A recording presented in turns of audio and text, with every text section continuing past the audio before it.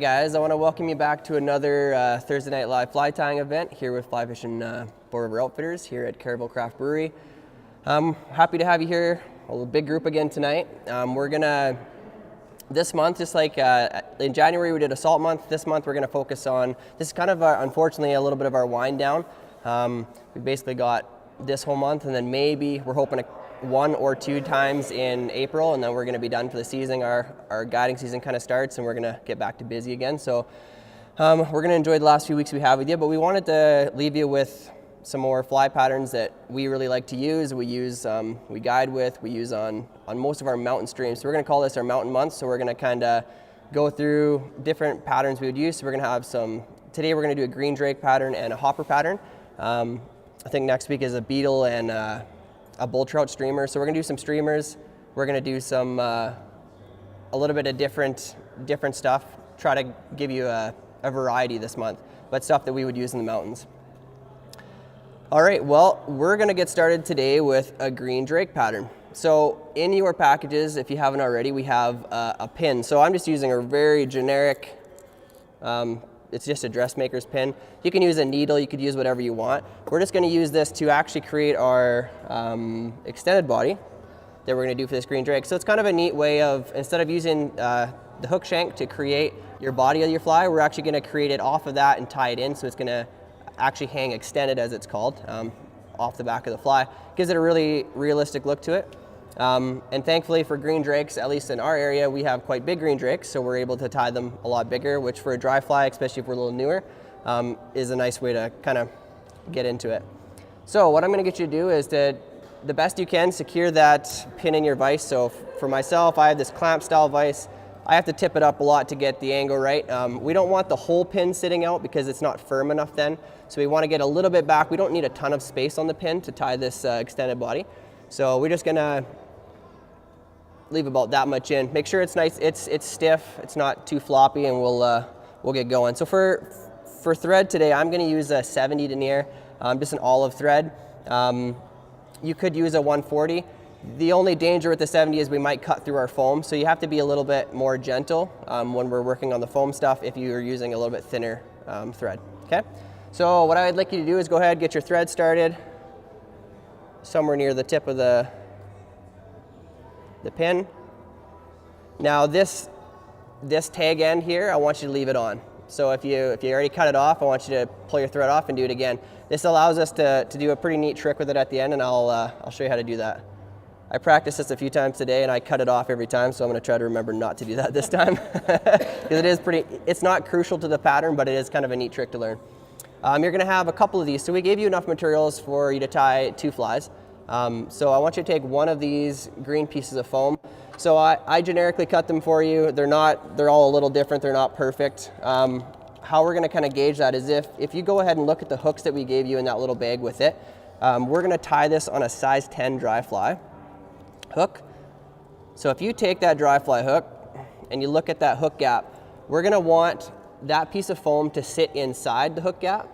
So if I show you right here, we want it to sit inside there, but not be wider than that, okay? So we want it to be able to pass into there, and that's about the perfect size for it, okay? So if you need to trim it a little bit, go ahead and trim it. What we're gonna do for the very point that we tie in on the pin, we're actually gonna take our scissors, and we're just gonna taper it just a little bit. So just gonna cut the corners of that foam off,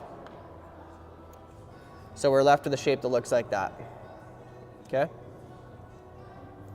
Now you can go ahead and set that down for a second, and that hunk of calf tail that I sent around to you guys, so I got a clump of it here. I'm going to take out maybe 5 or 6 fibers, not very many, and I'm going to try to get them so the tips are fairly close to a line, and you can just kind of use your fingers to adjust those. I'm going to grab a few more.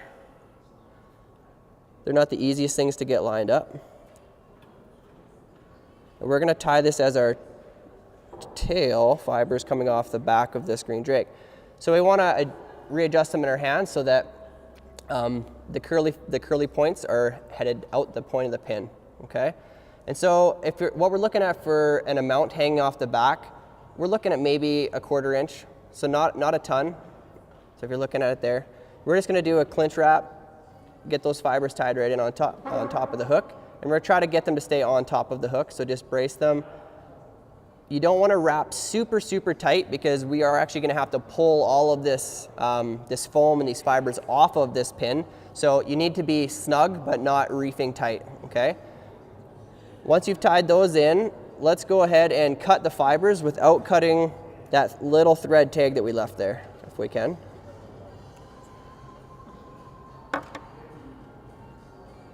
At any time, guys, if I'm moving too fast, don't hesitate to slow me down. I can give you a hand. Or repeat something if I need to for you, okay?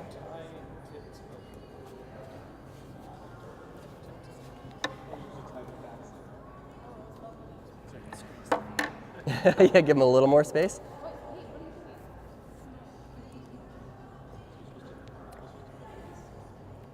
Once we have that nice and secure, guys, you can go ahead and pick up that piece of foam. So you want that it sits on top of the hook, or top of the... Yeah, we want to tie that in so it's on top. If this fibers slide around a little bit, it's not the end of the world because we are going to kind of encapsulate it with the foam, and when it all comes off together, what we want, guys, is basically on one side of this pin, it's not going to look as neat, and that right now is going to be the bottom side. But when we flip it around and tie it on the hook, it's actually going to be the top side of the fly. So the fish can't actually see it for the most part, so it's not as crucial how clean it looks. So when we do this, we're going to tie this in right where my thread sits now. I'm going to use that little taper. I'm going to tie in on that taper. I'm going to take one loose wrap on that foam and kind of center it where I want to and take one more tight one, and then I'm going to follow it up with a couple more loose ones. And then I'll show you how we're going to pass and move forward. To kind of give you an idea of what we're looking for a finished product is this one has 5 segmented body pieces. We're looking for somewhere between 4 and 5, and as you can tell, I started small and I kind of gradually made them a little bit bigger. That's kind of just trying to taper that body a little bit, okay? So what this is going to look like to start with, we're going to place that foam on top of the pin and a little bit towards yourself, so when I gather wrap on it, it's going to twist it right on top of the pin, okay? So do that first one, snug on it a little bit, do a second one a little bit tighter, and then a couple more wraps. And just let it hang there for a second. I'll wait till you can look at me again. I'll show you how we're going to move from there. So again, remembering to kind of manage that tag end, just keeping it so it's always headed out the back end of that pin.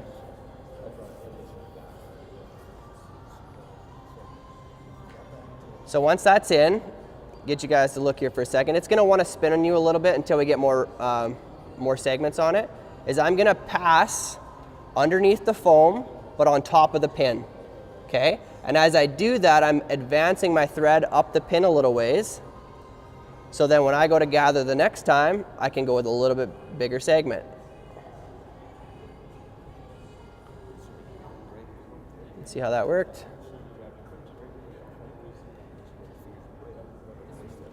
So underneath the foam, but on top of the pin. Then as you do that, you advance your thread forward slightly so you can make your next segment. And we're going to do that again. And remembering we want to go a little bit bigger on each of those segments. So we're going to do one wrap, the second one's a little tighter, third a little tighter, and a couple more just to make it snug. Okay, so that's 3. This one we're going to go for 5, okay? So making a little bigger again. Snug it up. And on my last one, we want to make sure the last one looks not significantly larger than the rest, but make sure it is larger than the rest, okay?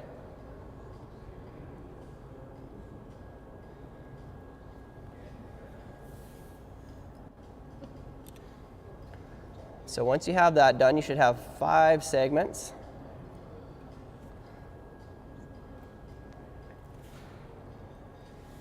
I'll let you guys get caught up. When you're there, look up so I know. And now all we're going to do is we're going to whip finish that right there. Okay, so whip finish in that last segment. What'd you do? Cut it off? Thread snapped. Oh, thread snapped.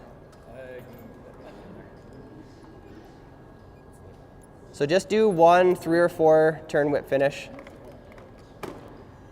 And we can cut that one now. We'll cut that nice up tight to the pin, just remembering not to snip that tag.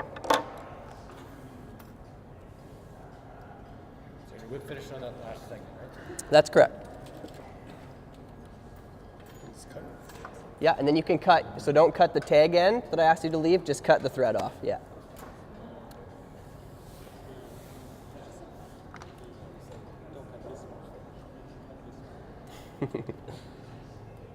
All right, guys, if you want to take a peek up here, at this point we need to remove this fly, or the body, sorry, from that pin. And when we do that, we need to make sure that we keep a nice tight pinch, so don't poke yourself, but a nice tight pinch on that foam the whole time, okay? So I don't want to pull just on the tip or just on the butt section. I want to flatten my finger on the whole thing and give a good pinch and then just slide it off.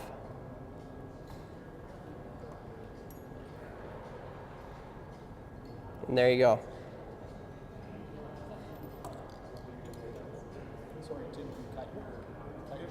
You can cut your bobbin end off, yep. So once you have that off, just hold it up so I can see. And then we pull the whole thing off. Pull the whole thing off. So make sure you pinch on the whole thing when you pull it off, okay? So not just on the tip. Are we pinching sideways or are we pinching top down? You got a lot of questions.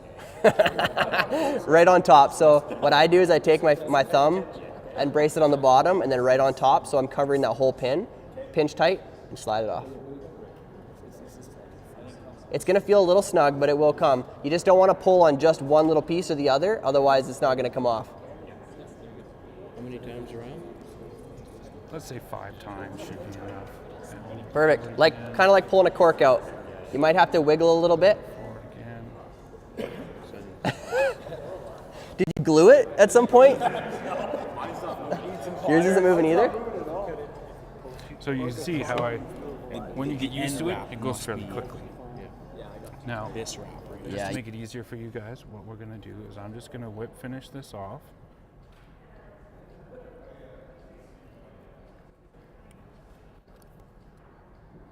Is that a knot you kind of tied there? Yep. Oh, that was slick. Yeah, she doesn't want to come off though. There we go. So now, there's your extended body. Oh. Now, ideally, you would want a little more fibers than that, but it's hard to work with black calf tail, but it's really cheap. It works. So what I want you to do is I want you to flip over that fly so you Okay, can see so now I'm the gonna walk in underside one of the where hooks. it looks like there's a bloodline almost in it. We have that whole, all of our thread coming down. If you take that tag end and just kind of brace it like this and pull on it, you're gonna watch that thread tighten up around that calf tail. Pull, and eventually it's gonna grab it and pull tight. And now if I hold on back here, when I go to tie this in, when I pull on this, it'll actually give it a natural curl. So you can tie it in and you can, what'd you do? Oh man. We're gonna give E a chance to, yeah. So I guess lesson learned would be for Eric if he just doesn't tighten so much at the start. So that's why when you're doing your thread wraps, they can be, that's why I said snug but not tight, because then you won't be able to actually get it off the pin in one piece anyways. So we'll give you a second to catch up, and but yeah, so when we go to tie this in on our hook, it's pretty neat in that we can pull on that. Has anybody here fished in the mountains anywhere around here and actually been in the center of a green drake hatch, a full-on hatch? Tell me what it's like. Crazy. And what was the weather like when it happened? Humid? Like hot, Yep. early evening, Early evening? and it looked like it was snowing. Looks like it's snowing, yeah. It's crazy, the size of these bugs and how many of them they are. In my experience, if you get a little moisture, it's on. Like if you can get out there in the mountains, it doesn't matter, maybe mid-morning, you get a little bit of rain or something like that, and those bugs can just pop. And you're right, this looks like it's raining. And it looks like the water's a hot tub because all the fish that are sipping these flies off. So it's a pretty cool experience if you can get in on one of the hatches. Sometimes it's just luck, you can't really time it, you just kind of got to be there and hope that it happens. What's that? Yeah, never, honestly, my best green drake hatch was I think Dana's too, was in an absolute hailstorm. So it's crazy, you wouldn't think the bugs would be moving, but they are, so pretty neat. Another little caveat about these too is this technique we just showed you. If we were to tie this on a little bit smaller hook, maybe if we went down to a 12, probably not even have to go to a 14, and you tie them in brown, you got a brown drake, right? And it's just transfers right over, and at least where we're from on the red deer, we get an awesome brown drake hatch. So it's a really easy pattern, and the thing is when they're feeding on bugs that are this big, they're not nearly as picky. Your presentation needs to be okay, but doesn't have to be as critical as, you know, a size 22 blueing Oliver or a Griffith's gnat. So it's kind of a fun pattern to work with. Yeah, okay, so let's pop that pin out. And in your hooks there, you should have a size 10 dry. So we're using today a Mustad dry fly hook. In size 10, you're gonna have a couple of them in there. Dana, you're probably gonna have to adjust this camera a little bit.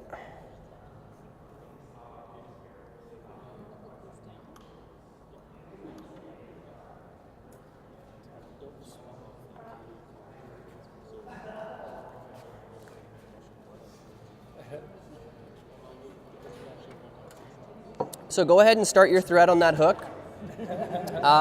We're gonna dress the hook starting from the eye, and we're gonna stop at the hook point, okay? So we're gonna start up at the eye, work our way back, just laying a nice little thread base down just for material to grab onto, and we'll stop at the hook point.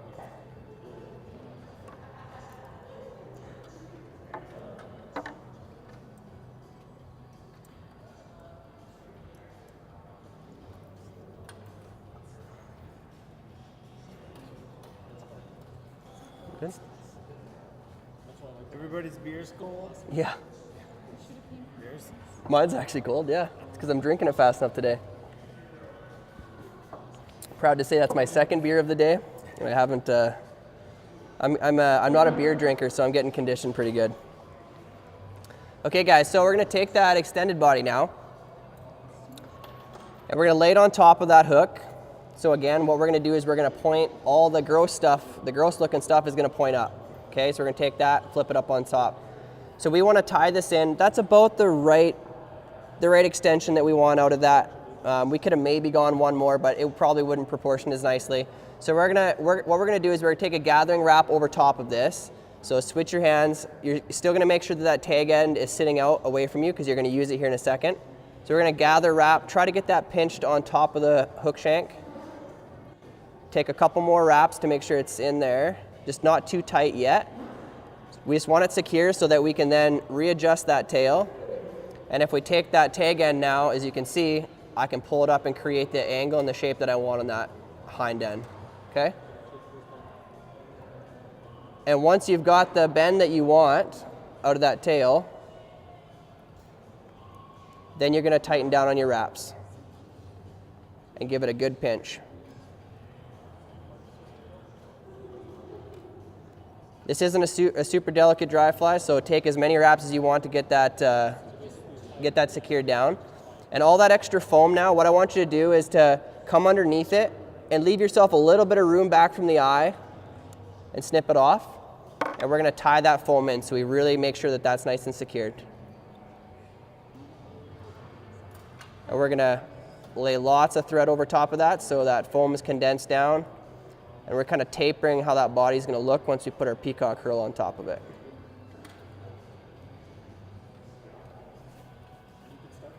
You cut that tag end off?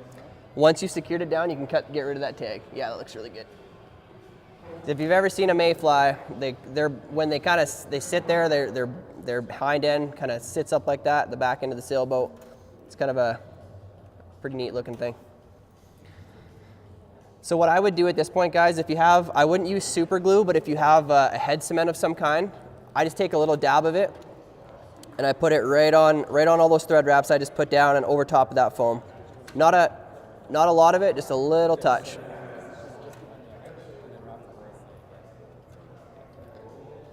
And also what I would do is I take that same thing, and often I'll either just use that pin or a bobbin, whichever you have, and I'm gonna put a drop of head cement right up on that tail where we tied in those fibers, because there is potential that those fibers could slip out on us.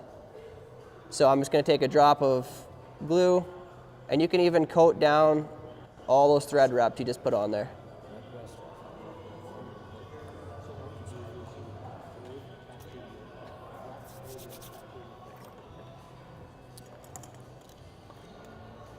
How we doing, guys? Are we So I see that last pretty caught up? So we tied in. Yeah, you've condensed that foam down good. I just take a drop of head cement, and I just put some on my bobbin, and I go right up to the tip of where those fibers I tied in on, and just touch it and work it down those thread wraps, just to make sure it all stays nice and secure. What I will say about this fly is it's not a super durable fly. You're not going to get 10 fish out of this fly. You might get 2 or 3, but it's such an easy tie, and you're not ruining a hook. Cut it off with a razor blade or something, and tie it again. Okay, so you can't make it super secure, but it's a really simple pattern. It's effective, so it's a good one. Okay, you guys have a piece of grizzly hackle in there.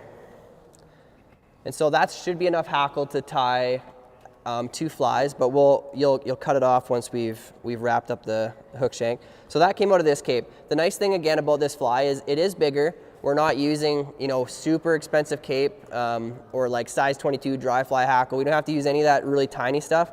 This is a fairly affordable cape.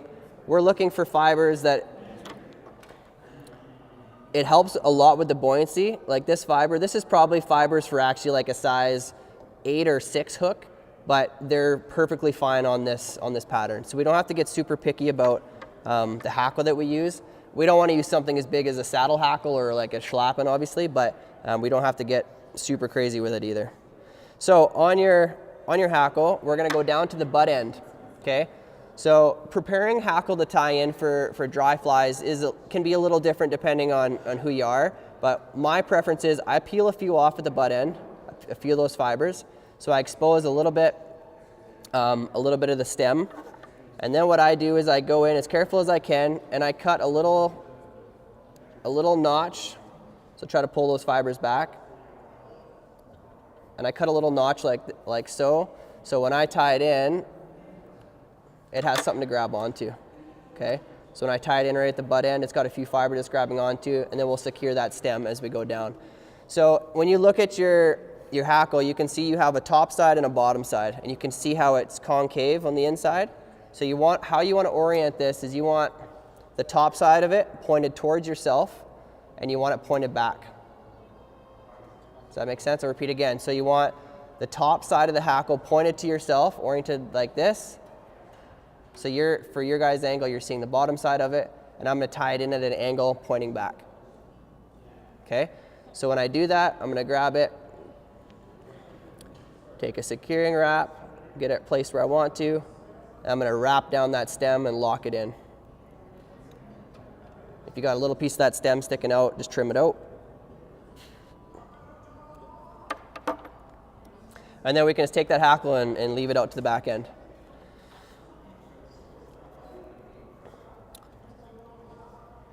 Once you've done that, we're going to go ahead and look for that peacock herl.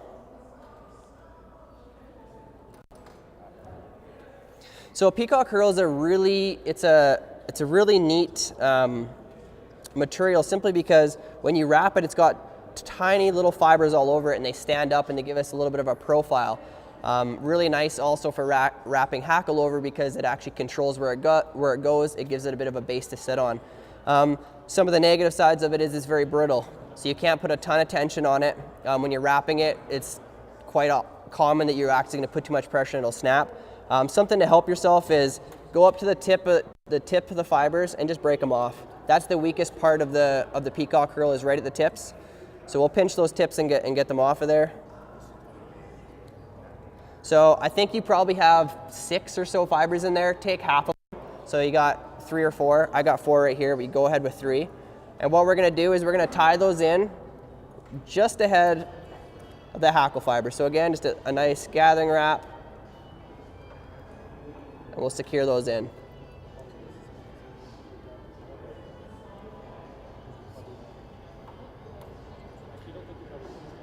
And once you do that, extend your bobbin a little bit down so you expose some of your thread. I'll kind of show you a neat little trick that actually helps with creating a little bit stronger peacock herl. It kind of helps. We're going to use our thread to help us wrap it. So once I have this hanging down, guys, what I want you to do is I just want you to go counterclockwise and wrap around your thread.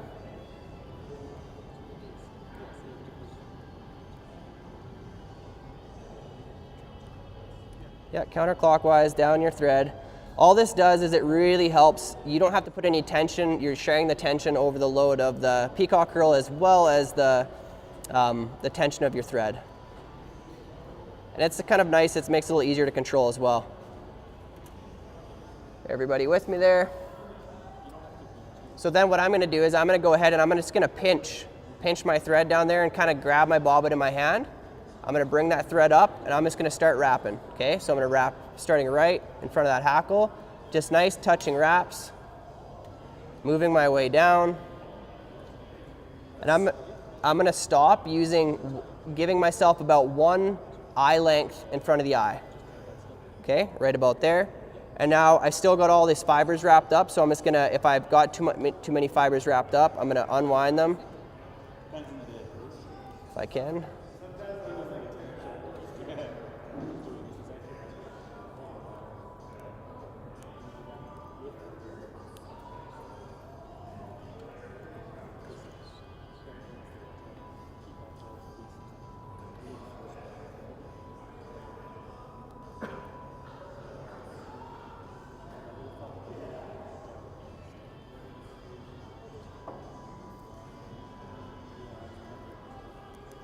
And then we're just going to tie off those fibers.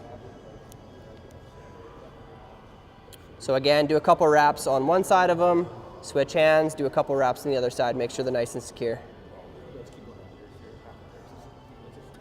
And once we got those nice and secure, you can cut them out. Cut them down as close to the fly as you can without cutting too many fibers out.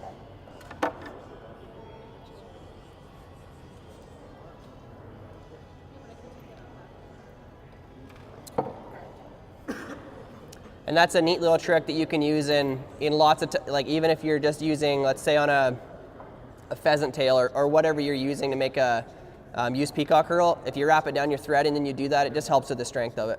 And that means that your thread is running through it as well, so it's really binding it down. It's kind of like a 2-in-1 step that you would do with wire. So, okay, so once we're at this point, what we're gonna do is we're gonna take our hackle now, and we're gonna take 1 full wrap around right at the head of where this attaches, and then we'll open spiral all the way up. Kind of not super tight to each other. So I did 1 full one. If you saw there, I grab, go all the way around once, so we make good coverage in the back end, and then we just start wrapping forward.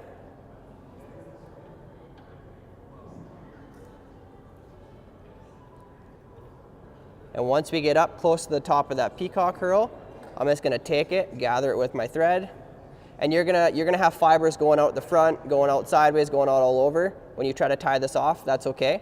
We can snip those out. Okay, so make sure you secure that really good. If you don't secure it good, pull the hackle back and go over top of it a couple times. If you don't, it's gonna come out, it's gonna unwind, you're gonna have to start all over. Okay, so once you get it to where you want, just be careful to go in and try not to take out too many fibers with it.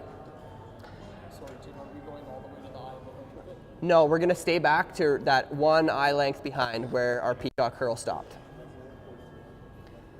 And if you have any kind of fibers just doing their own things, going all over out the front or wherever, you can just snip them out. Just be careful to leave the ones that are oriented properly where they are. And that's good.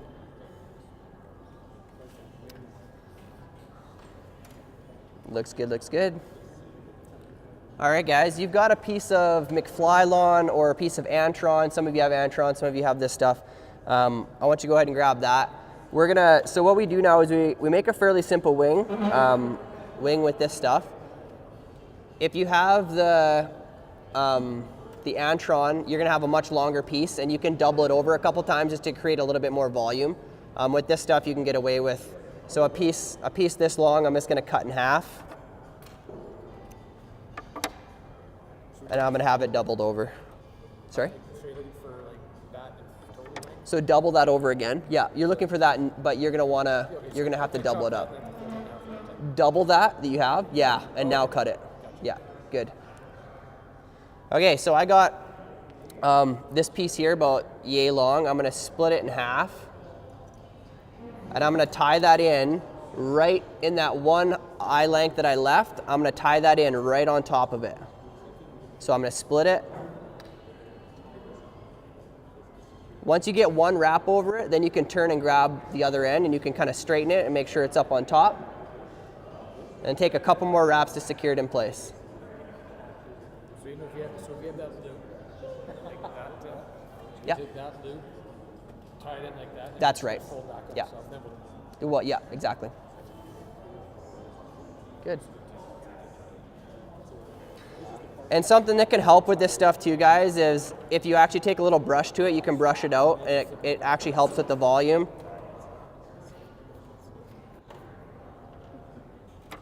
So once I have it tied in like so, I want to then take the front piece and pull it back. And I want to take some wraps in front of the eye, or sorry, yeah, right behind the eye, in front of that material. And now I'm going to whip finish it right there. So I'm going to hold that back, and I'm going to whip finish just behind the eye. So we're not pinching that and trying to. Not pinching it down. I'll show you what we'll do with it here in a second.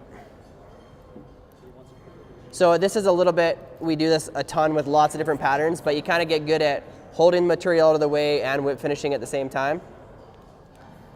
And if you're struggling with that, the half hitch works really well on this too. Which a half hitch, if you put some head cement on, it's gonna hold just as secure. The half hitch will last longer than the rest of the stuff on the fly. And I'm gonna do a second one. So I'll do like a 3 or 4 turn whip finish and I'll do it again.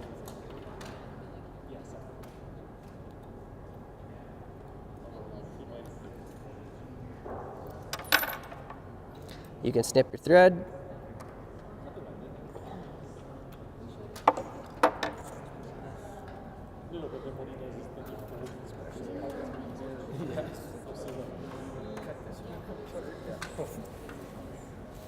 And you can take a little touch of head cement, and then we're actually going to cut these fibers so that they shape a little bit better wing. And the original pattern calls for trimming this front fiber. The thought process there was that we could cover up the eye of the hook so it's not seen. So we will do that. I don't think that makes a ton of sense because we have an entire hook sitting underneath the water that can be seen, but that's how the pattern calls for it, so we'll give it a go.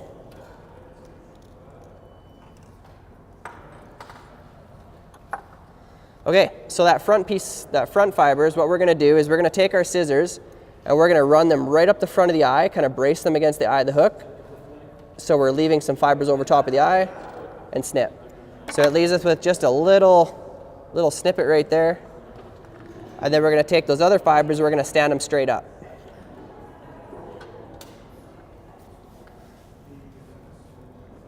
So if you can imagine what a mayfly's wing looks like, again, kind of looking like that sailboat shape, we want to hold those fibers up, and we're thinking they're probably going to stand off that hackle just a smidge. So we're up here. All we're going to do is angle cut back just a smidge, and there's our wing.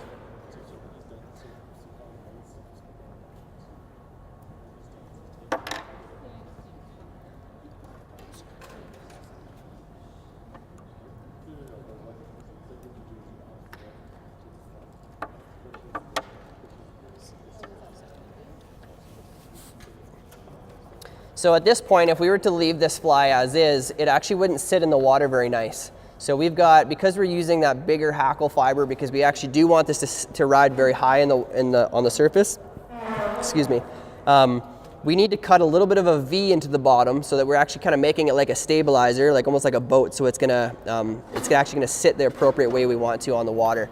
So if I come to the front end of this fly, so I'll trim this first, then I'll show you what I want it to look like. So I'm coming in, and I'm just gonna kind of trim, not all the way down to the peacock curl. I'm gonna leave a little bit of fiber so it looks like legs or whatever you want it to look like on the bottom. But I'm gonna take a small snippet right out of the middle of the bottom.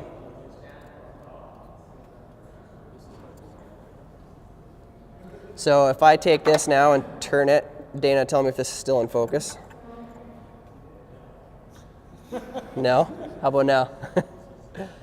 All I need it to look like is it's got to have a V cut out of that bottom side. So I've left a little bit of length.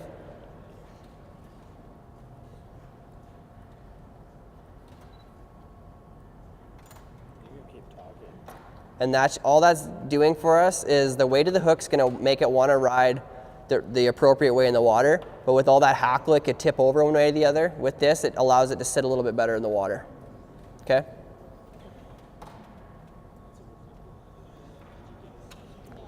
Sort of makes sense? Like a V. So if you think of like the fins on the bottom of a fish, how they sit out like this at a V, it's the same idea. Okay.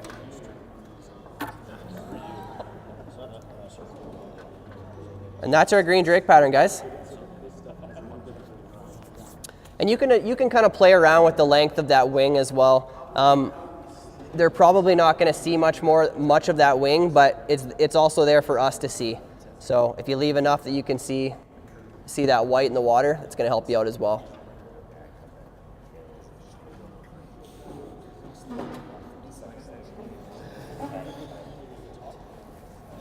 All right, guys, how was that? Good? Awesome. So that's our extended body green drake. And now you can take that idea and you can do it with lots of different patterns, different materials, but it's just kind of understanding the base knowledge of that, of using that pin kind of helps us understand that extended body. So we can do it with lots of different stuff. Foam isn't the only thing.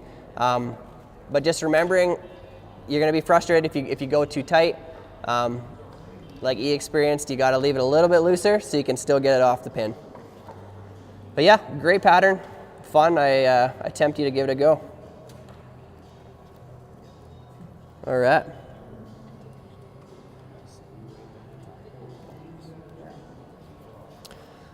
So a pretty cool tool that we used if we just got back from a trip to Oman. If you weren't aware, as 4 of us from Fly Fishing Boat River went down there to shoot a film, and so one of the major things we wanted to use when we were there is getting a lot of underwater shots. So we had a big underwater housing for a big camera, but something that we weren't really that aware of that was provided for us was this pretty cool little thing here.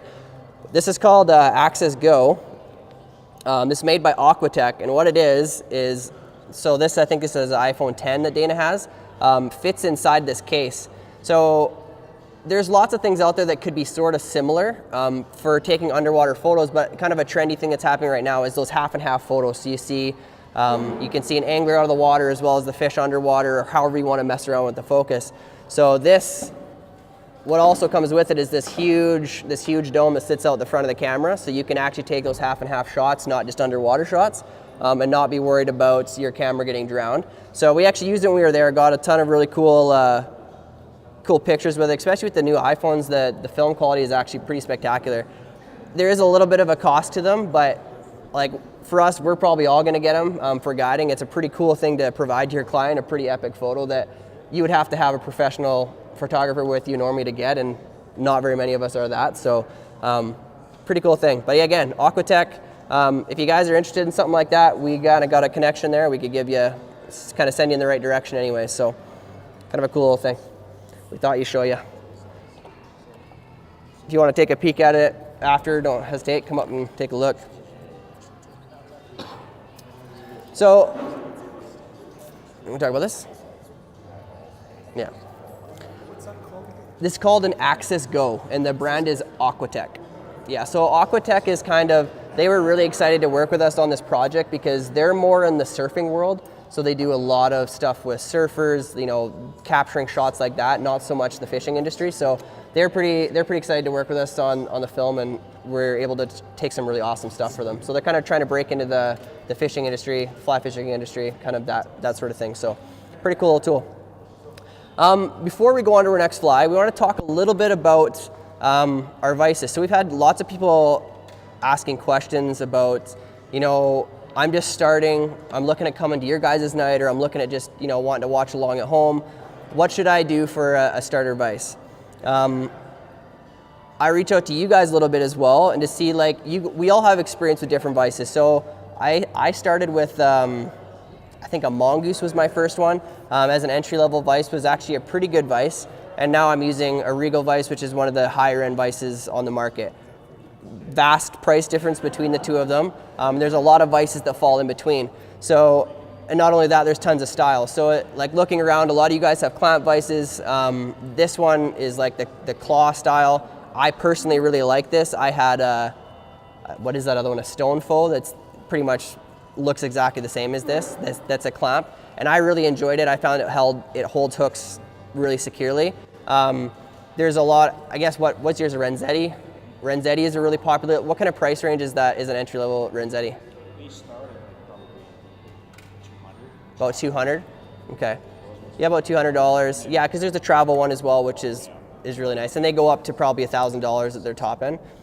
So a lot of brands kind of have those entry level ones, and then as you get better at fly tying, you notice a difference as you want to move up, because all of a sudden maybe you want to tie a midge, but next day you want to tie a 6/0 saltwater pattern. You need a jaw that can hold both, or a vise that's capable of that, and lots of times you're not going to find that in a cheaper vise. But for starting out, they're really good. If you were to go out and buy a kit, a lot of them come with a very basic clamp vise, which most of us started on. But having the rotary function, and not even so this is a true rotary vise, so if I get it in line properly, in theory, you can just spin, and there's lots of ways that can help you be faster if you're commercial tying. I don't commercial tie, I don't use that function all that much, but what I do appreciate is being able to turn my fly over at any time and look at it. What is your guys' experience with, what did you start with? What do you, some of you might still have starter vices and you've moved on to something else. I see a lot of peaks here. That's becoming a very popular. What do you think of your peak? You don't know? So I asked the wrong person. Yeah, it works for you.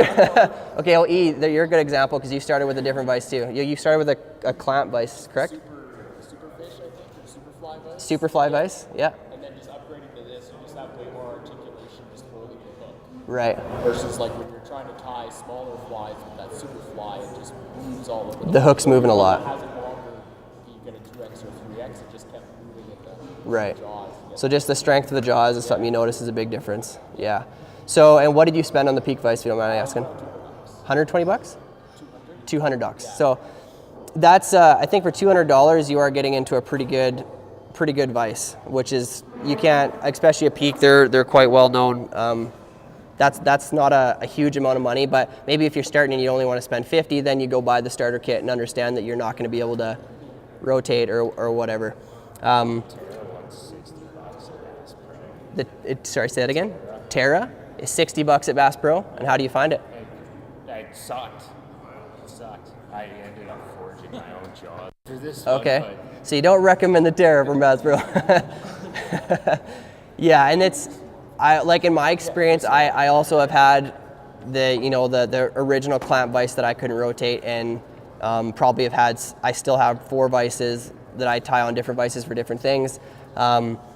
All the way up to, I've had stuff in between. And with vices, like a lot of things in life, I think you could say quite easily, you get what you pay for. If you're willing to spend a little bit more money, you're gonna get more bells and whistles, you're gonna get a little bit more quality out of it.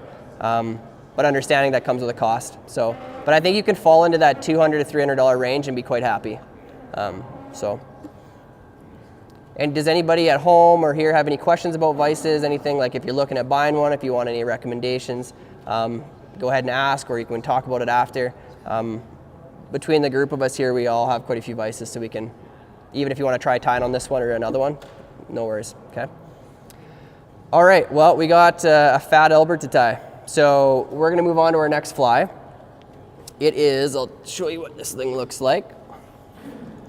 It's a hopper pattern, quite a well-known one. When me and Dana were talking about patterns for this month, I to be honest, just totally forgot about this pattern. You kind of get used to tying a lot more complicated patterns, or to be honest, we buy a lot more complicated patterns, because when it comes to hoppers, a lot of them now, they look so good and so real, I don't think I could ever tie one that looked that realistic. But a lot of the times, I'm not convinced that they need to. So this pattern here is a really good hopper pattern. It can also double as a stonefly pattern as well, similar to our Chernobyl, depending on how we do it. On the underside, we have a really, we can really work with the colors depending on the color you choose for your thread, and then we use 2 different colors of foam. We can get a pretty realistic looking belly to the underside of this fly. Super its floatability is awesome. Floats really high in the water.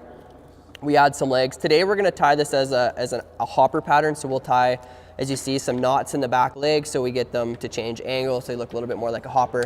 The wing we're going to tie with today isn't going to be a white wing.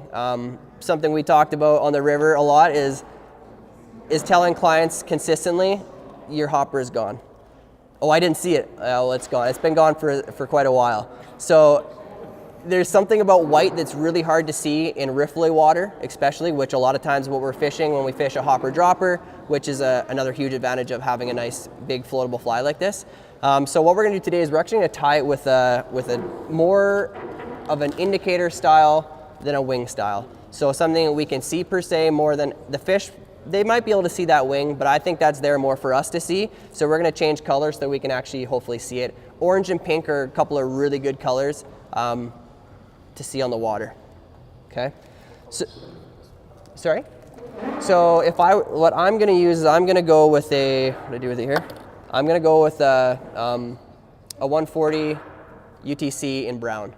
So if you look at the fly right here, our bottom color foam is going to be green, and then we're going to have brown on top of it. So if you can go a brown or a darker color with your thread, it gives another color depth to the fly.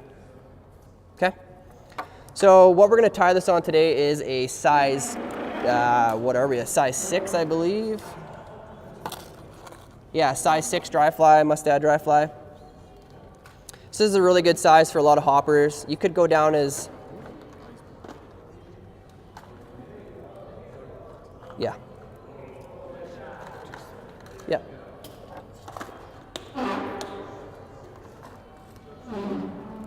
So actually, me and Brandon were having a discussion about this today. Size for our area when it comes to hoppers and stoneflies. We have some really big stoneflies on the bow, and we have some really big hoppers as well. And in the mountains, I might err on the side of smaller to bigger. This being maybe one of the larger sizes I would go with. So being a size 6, you could go down to a size 4 on the bow for sure. There are some really big stoneflies as well as big hoppers that are crawling around. And on a day on the water, you might have a fish that just wants a small one or a big one. Lots of times we downsize and find we have more success. And sometimes you got to upsize because they're hungry, and the thing with the hoppers, it's not a delicate presentation. So in comparison to even this isn't a small dry fly, but in comparison to the size of this green drake, we fish these a lot differently. So the mistake that a lot of people make is they go to this hopper pattern, they tie it on to the same leader they were just fishing with this. And if I put this on a 9-foot 4X leader and try to cast it, that is not going to extend for me. That unless you have a really powerful cast, which you have to overpower to actually get it out there, that hopper is going to fall short of full extension because it's just heavier. It's got a lot more weight to it. If I was to set somebody up with this hopper pattern, I would probably run a 2X leader, or think of this almost more like a streamer. This is a streamer that we can fish things under. You can run 2X to it. These fish are not leader shy when they're attacking this fly. They're instinctively attacking it. This comes out of the water and might end up back on the water, and that's how they've seen it in different life cycles. A terrestrial, it falls into the water and all it's wanting to do is get out of the water. So it's got a lot more movement to it. Lots of times they can drown themselves, but at the same time, when they first fall in the water, they might get hit like that. So we're not as leader shy. If we really want to get this to turn over effectively, especially if we've put a dropper on it, we go with a little bit heavier leader. So like I said, I would probably use a 2X leader, and then if I was to put a dropper off the back, I would go to lighter tippet after that. But you really want to be able to get that out and extend it. Okay, enough of talking. So we got some foam. We got green foam and brown foam. What we're going to end up with needing is 2 strips of brown foam and 1 strip of green foam. So I purposely left you guys with big chunks, not only because you can tie somewhere with it later if you want, but it's really important to learn how to, without actually having like a punch to create the size of the foam that you want, we got to figure out how to tie with this stuff, like how to cut it to the right size. Most of the time we refer to the hook gap as being how we describe how we're going to cut it for width. We refer it off of that. So for this fly specifically, that is what we want. We want hook width or hook gap width for this, for both the green and the brown. Okay, so trying to, the best you can. It's not an exact science as far as keeping them consistent down the whole piece of foam, but we want, wasting beer over there. Maybe we've had too many beer over there, I don't know. So I want you to cut 2 strips of brown and 1 strip of green to the hook gap width, okay?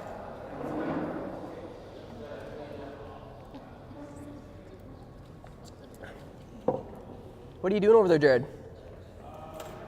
Uh-huh. Getting very excited. You're trying those dry flies already. Yeah. You should see if that fly floats in there.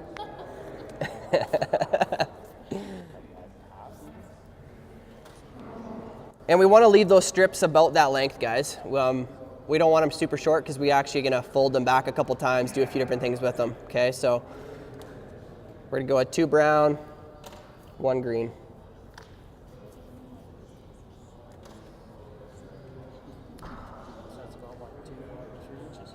Yeah, I would say about 2.5, 3 inches. Yeah. We. That's part of it, guys. Is you just gotta learn how to try to gauge off your hook or gauge off whatever you need to figure it out. Yeah, you learn how to cut it. Guys, we want to take a second again here just to thank Caravel Craft Brewery for letting us be here. I think we take advantage of it sometimes that we're in this space, but we're very thankful for the staff, for Vlad for letting us kind of have faith in us at the beginning. You know, first time we got here, there's only a few of us, and now we've got like 20 people here tonight, which it just makes it fun for everyone. We're thankful for the space to accommodate this many people, and we get to drink beer that's pretty good. So I think we're pretty happy about that.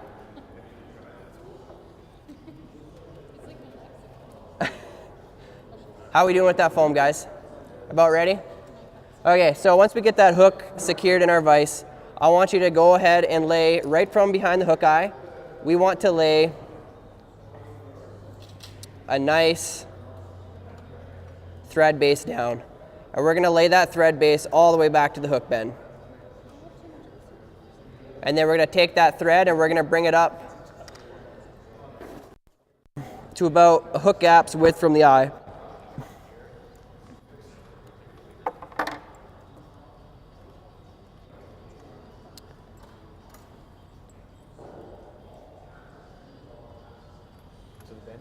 Yeah.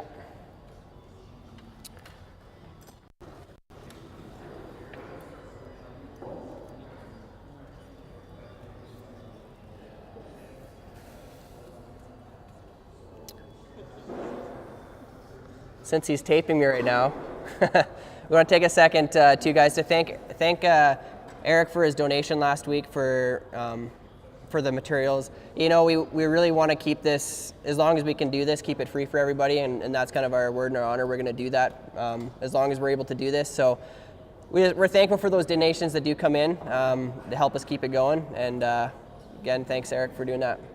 We appreciate it. Okay, guys, we ready to rock? All right. Brown foam first. So what we're gonna do is I'm gonna take my first piece, just like I did with that green drake. I'm just gonna cut this just so when we tie it in, it's a little bit easier. I'm just gonna cut a little bit of a wedge on the end, just so it looks like that, like a little arrow.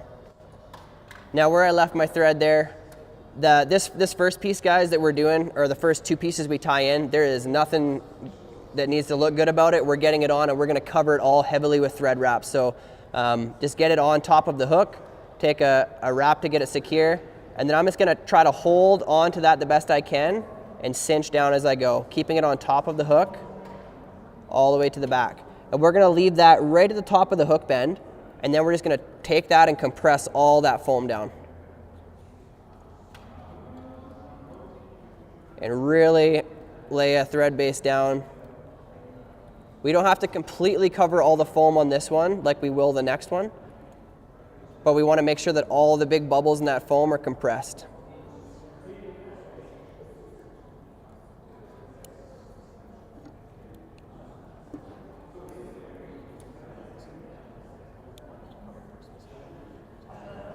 And then come back up to that tying point.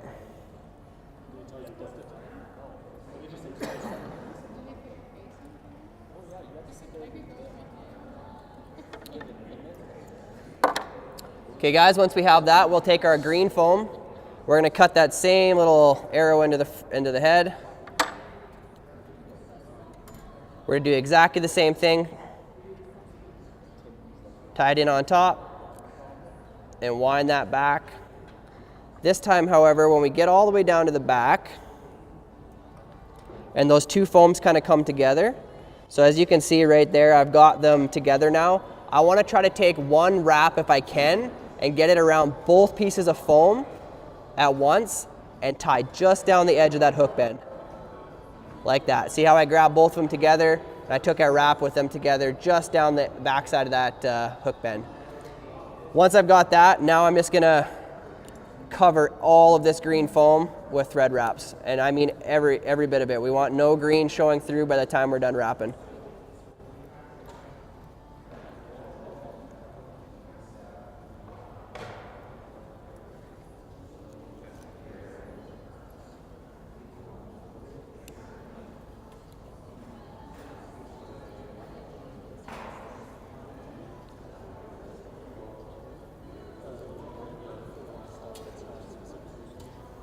So keep an eye on the bottom of it quite often up, yes? Going back with the green foam, we go back how far?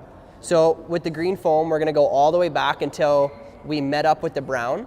And we're gonna try to take one more wrap around both of them together at the back end and cinch them together so they bind together.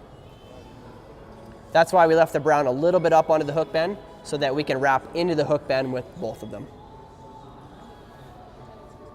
Just a kind of a good way of binding them together. Then just make sure that that bottom is completely covered with thread, and then we can start working with the foam again.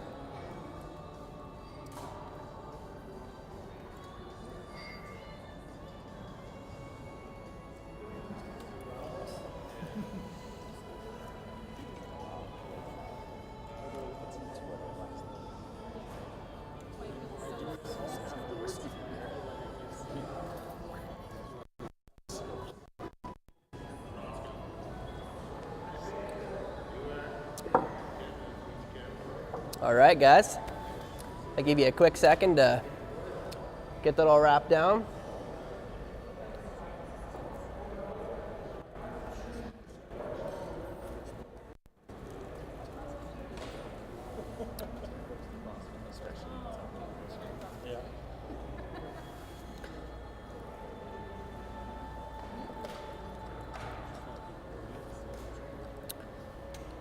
So if you take a quick look at this finish fly here, you can see I segment that body 3 times without the brown foam. So that's what we're gonna kinda aim for is finishing about 1/3 of the way through the fly back here, and that we've created 3 segmented bodies. So we're gonna go first to the green foam, and then we pull that brown foam over top of both of them, okay? So what I'm gonna do first is I'm gonna lay that green foam down, and I'm gonna make that first segment a little bit smaller. So take one wrap to kind of get it secured and pulled down. And you can take your fingers and just adjust it to make sure it's up on top of the hook, and then you can cinch it down. And take a couple more wraps just to make sure it's snug. Then lift the foam, advance your thread a little bit.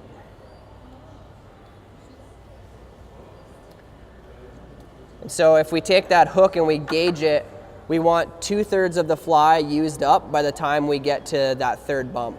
So I'm looking at being right about here.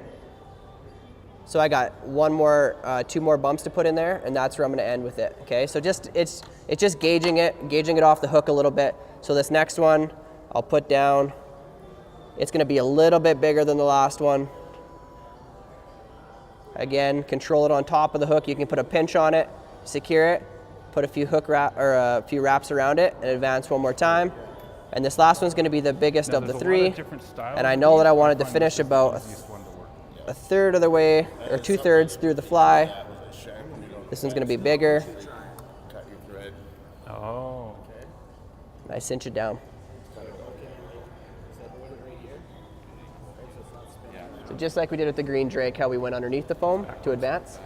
There you go. There you go. So hook from the top. There you go. Now bring this. Nope, you're not spinning this yet. You got to wrap it around the first.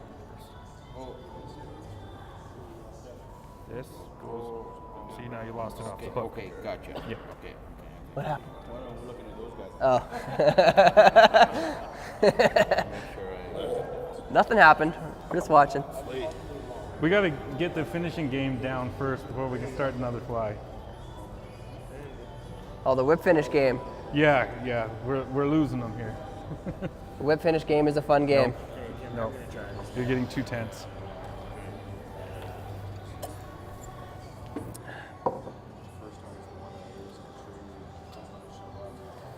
Okay, guys. So segments. Now we're gonna get back to that brown foam. So we're gonna take that brown foam and we're gonna pull it back up over that green, like so, and pull it tight. And we're going to, so you just kind of take a little bit of a snug on it and fold it down, and we're gonna take a wrap up over top of it. So we're gonna wrap right where we finished that last one. Again, pinch it on top so we hold it in place.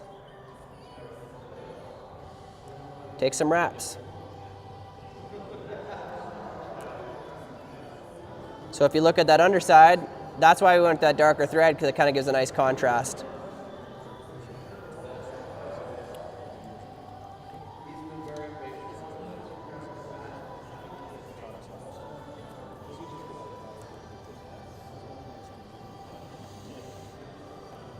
All right, next we're gonna grab our legs. So we're gonna do a little bit of a leg prep here. So what you're gonna need is I think you've got 4 sets of barred legs in there, and we're gonna take 2 of them.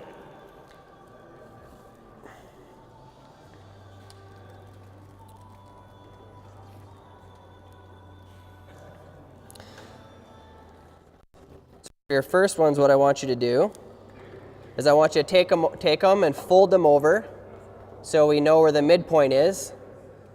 Okay, so we know where the midpoint is, and I want you to cut them. So grab the midpoint with your scissors, pull down, and cut. That's on both. Or just single? We are going to do it to both of them, yeah, but I just did it to the first one first, like so. So, and like you saw on this fly, how we want to kind of create that hopper looking leg so it points downwards for us, we're going to tie a knot in it. So taking that silly leg, we're just going to do one single overhand knot, pull it through, cinch it down. Okay? It can be, you would prefer it to be farther to one side than the other, but these legs are a pretty good length. You could almost go right in the middle. We just want to leave enough room so we can trim the legs to the length we want. And then go ahead and do it to the same thing to the other one. So if you look at mine, it's definitely on one side more than the other. I probably got 2/3, it's on the first third. And I'll do that again to the other one.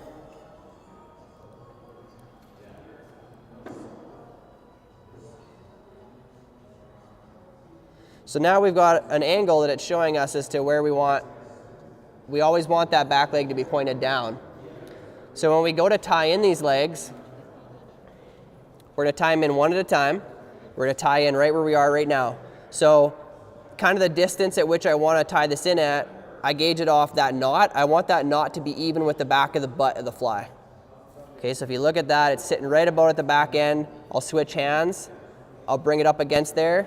A gathering wrap. I'll take one more wrap, make sure it's in there good. And I can always adjust them once they're in there. What I will say is also with these legs, if I tie them in flat, I actually want to take that back end and tip it up. So when I take this now, I'm going to take it and adjust it so it's a little bit at an up angle. So that holds that leg up there nice and tall. Okay? So that front leg almost looks like it's pointed down and the back one's pointed up. And I'm going to just mimic that on the near side to you. So again, gauge it so it's at the back butt of the fly. Do a gathering wrap, reposition it, and go again. And then we want to, again, put that angle on it, that upward angle onto the fly. And the thing with these legs is once they're in there, you can move them around as much as you want. As long as you don't pull too hard, they won't break. And you can kind of, so if I look at this from the underside, I've kind of got that profile of those grasshopper legs. Are these pretty tight wraps? Pretty tight wraps. So the first one's loose to kind of gather it and you can adjust a little bit. Second one's a little tighter, and then a couple of tight ones. Once we've got that in, guys, we're gonna go ahead and grab our, like that orange parapost material.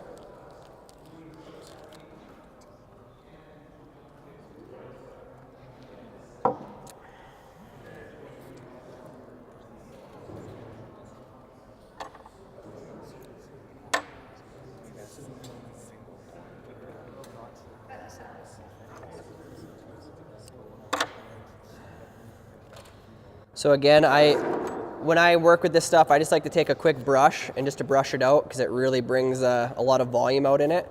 Use the whole piece? You should only need to use half of it. But you're gonna use half of it, so half it, cut it in half, and you'll fold it again when we tie it in. So just by combing that out, I get a lot more volume out of it, and we're gonna get the volume of both sides once we tie it in.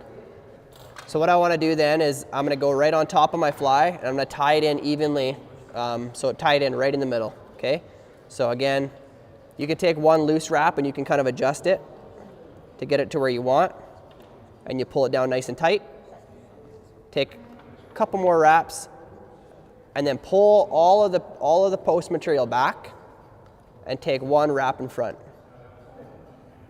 We're gonna do something to this that's gonna hold that back out of our way anyway, so it'll be okay. But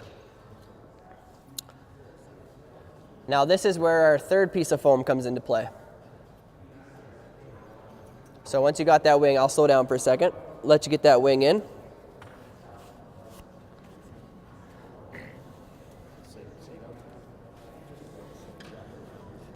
Why'd you go to that side? Well, they gave you more room. a little more room. Blubber needs room.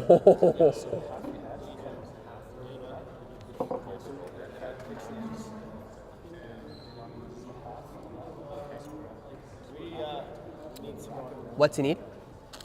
Hey, who was responsible for the order? I just want to take a moment to express our disappointment in Mr. Esposito, Mr. Scissorhands.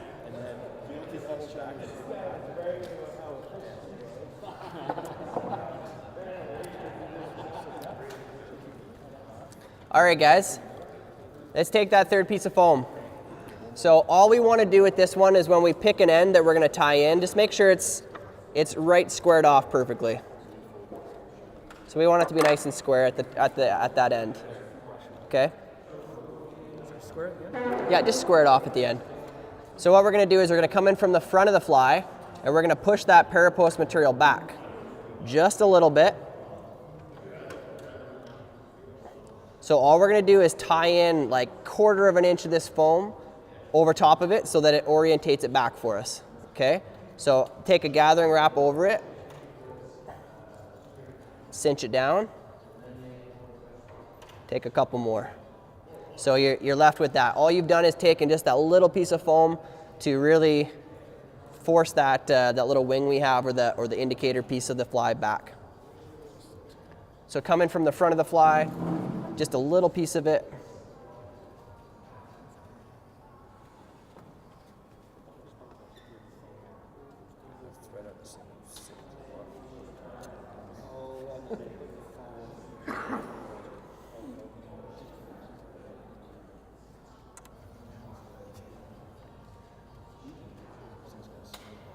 And we'll trim up that post once we get to it, okay? We'll finish up the legs in the front and then we'll do that.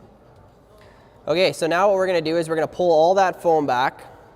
We're gonna wrap forward to about where we've tied in that foam. So we wanna leave ourselves about a hook eye length or 2 hook eye lengths back from the point of the hook, or from the point of the eye, sorry. So we wanna leave our thread right about there. We'll take all that foam and fold it forward. And now what we're going to do is we're going to take a loose collecting wrap of all of the foam, all 3 of them. So take one, it's not going to move much on you because it's so big. Take a little cinch on it. And then take some more thread wraps. Like as you see me do it, I'm constantly pinching the top just to make sure it's oriented on top of the hook.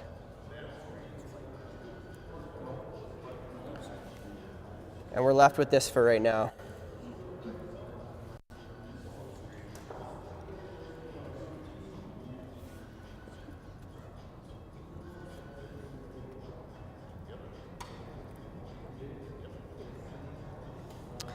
Okay, we're gonna grab that other set of legs we had. We're gonna double them over again and cut them in half like we did the first time.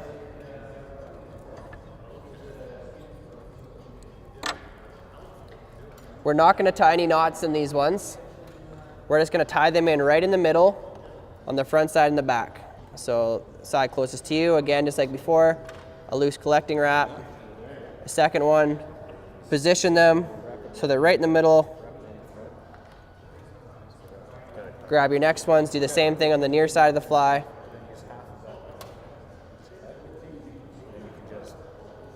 So I like to put one, the loose collecting wrap, and then the next one over top of it, and then I'll adjust them to where I want them. So if you look at this, I've evened them out. On the bottom, they look pretty even. And I'll take a couple more wraps to make sure they're in there good.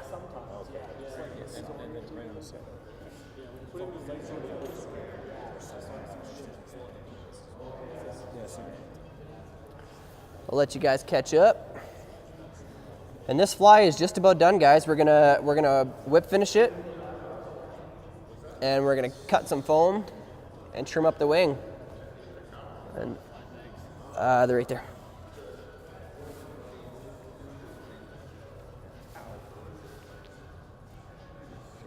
Yeah, that's generous. That's better my finger than my ear. So.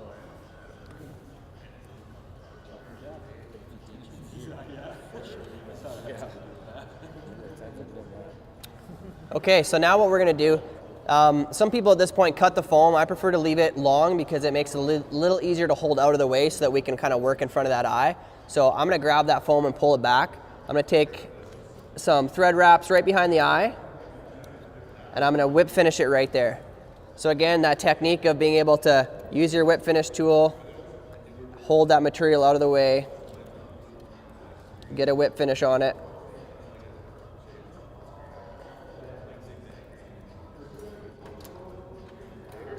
And then we'll put a spot of glue on that. And what I like to do is, kind of my preference when I'm tying with foam, I don't like to use super glue because it does leave like a white residue. So what I normally use is just hard as nails. Sally Hansen is such a great product. Use it on tons of stuff. So I'm gonna flip that fly upside down, and I get a good angle at it here. I'm gonna coat that knot that I just tied, and I'm gonna coat the whole underside of that fly, just to make sure that all those thread wraps are good and tight. That foam is not gonna move on me.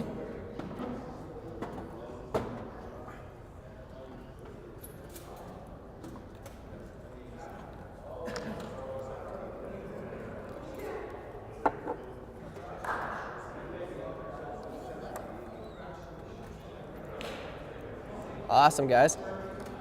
We'll let that dry for a quick second, and then we'll trim up that head.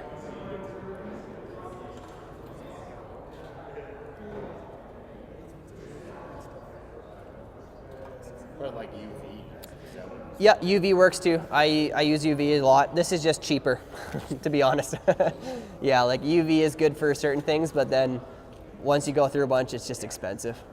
So I like to use, I just like to use Sally Hansen. The thing about it is, like any other, not like any other head cement, some of it, like water-based stuff is okay.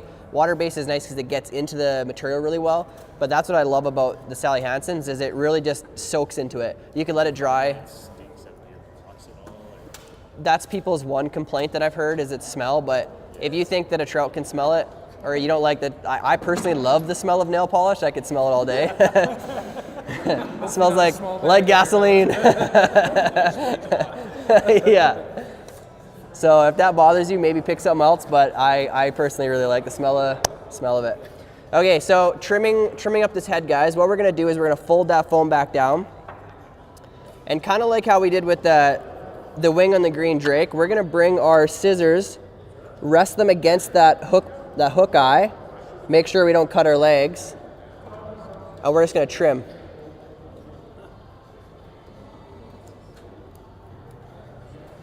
So it's gonna give us a real boxy looking head on this thing. We're gonna fix that in a second. But all I did is I rested my scissors against the hook eye and I snipped right there, just making sure I don't cut my legs off. Because that's a real bummer. Those are hard to glue back on.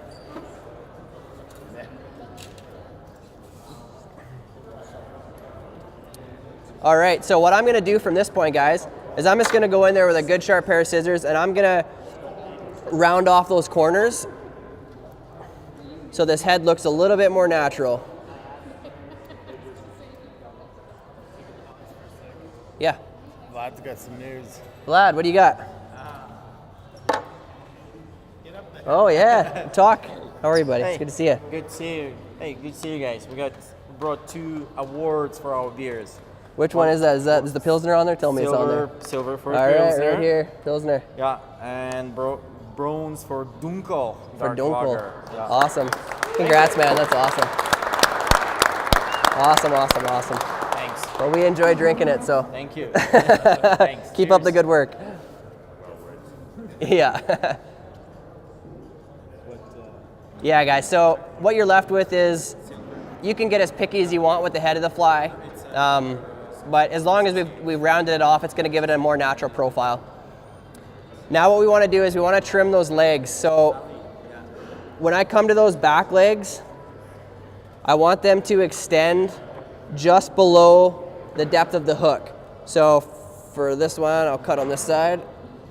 I'll pull it back so it's just hanging just below that, and I'll cut it there.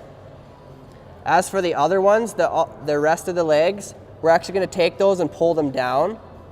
What you don't want to do is stretch them, okay? So just loosely pull on them so they're all together.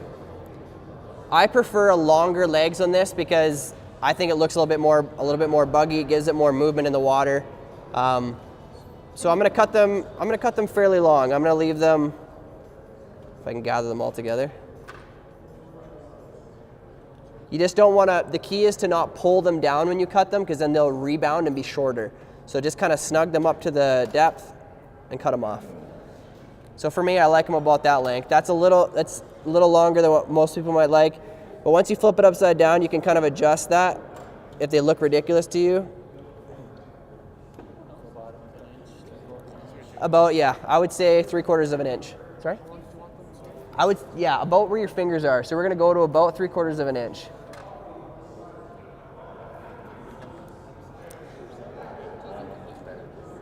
And of course, if we were gonna tie this as a stone fly, we just wouldn't put the knot in the back legs, and we might change we would change the colors, and that would be the same thing we could do. We could dub the bottom with dubbing to give it a little bit more texture to the bottom. We got a stone fly, boom, just like that, right? So pretty simple. As for this wing up top here, we're gonna trim it. We don't want it to be, I don't want it to extend very far, if at all, behind the butt. So what I'm gonna do is at an angle, I'm gonna come up to just before it goes off the butt and trim it. It angles down? It angles down, yes, correct. And I just don't want it to extend beyond the butt of the fly by too much.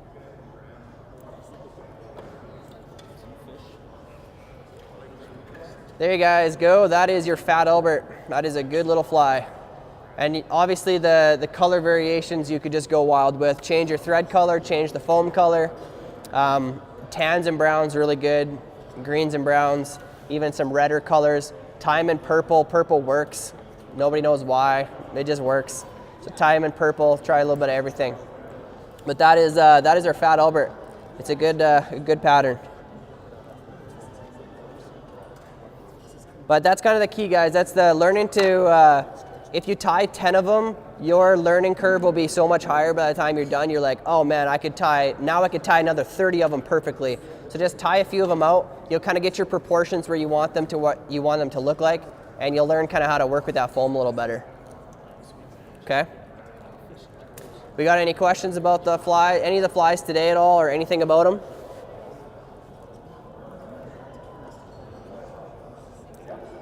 Yeah. Why would one of my back legs want to be going forward? It's not tied in that way, but just like what's... So if you look on mine, they're doing the exact same thing, right? So if you look up here, when I tie those in, it cinches them in, but it's braced against the foam, so it's forcing them out at different angles. And it just is what it is, right? Like, it's not natural for a grasshopper's legs to point like that, but what we do have is an appropriate number of legs, and they are where they should be. So, you know, like, it's like putting eyes on a fly. I'm not sure how much the fish actually cares about it, and they're not gonna sit there and count 1, 2, 3, yeah, there's 5 legs or 6 legs, I'm good, let's eat it. Like, they're instinctive, and like I said, with this pattern, or any hopper pattern, when they, lots of times their strike is just, it hits the water, it's trying to get away, boom, it's on. And it's not very often, it's not very subtle. Maybe with a really big fish, sometimes they just swirl and it's gone, and you're like, where's my fly? Oh, I better set the hook. But most of the time, tight to bank, you're gonna see that fish smash it. So, but good question. Good question.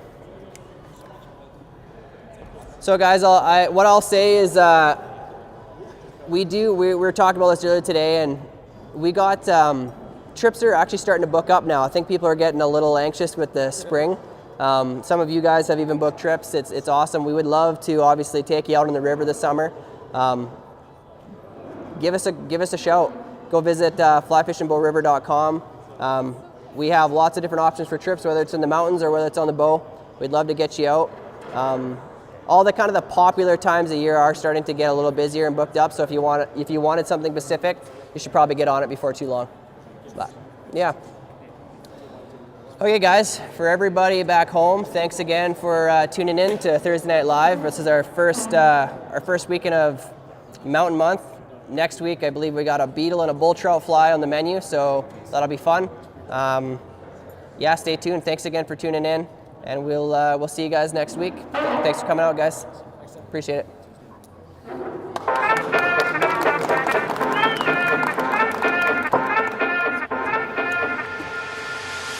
This one? Feel free to tie your other fly, guys. If you got any questions, I'm here. Dana's here. Everybody's here. We're not going anywhere for a bit, so feel free to tinker around.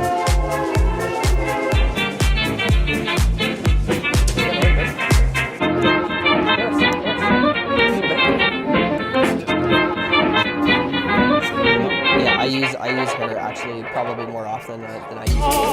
Actually, like, well, as long as you get something, I think what they actually see is the shadow more than anything, just like the wind. So, but yeah, this pattern is actually there's a pattern that does this twice, so that just like with a Chernobyl, they put your hair in actually 3 times. They stack it like this, and they trim it up, and it's really fast. Donkey Kong is a little different. Donkey Kong is one of our most deadly flies. They're just they're a very realistic looking, but they're not hair. They're all they're just fun. But yeah. I mean, honestly, that's the thing about fly tying. It's like nothing.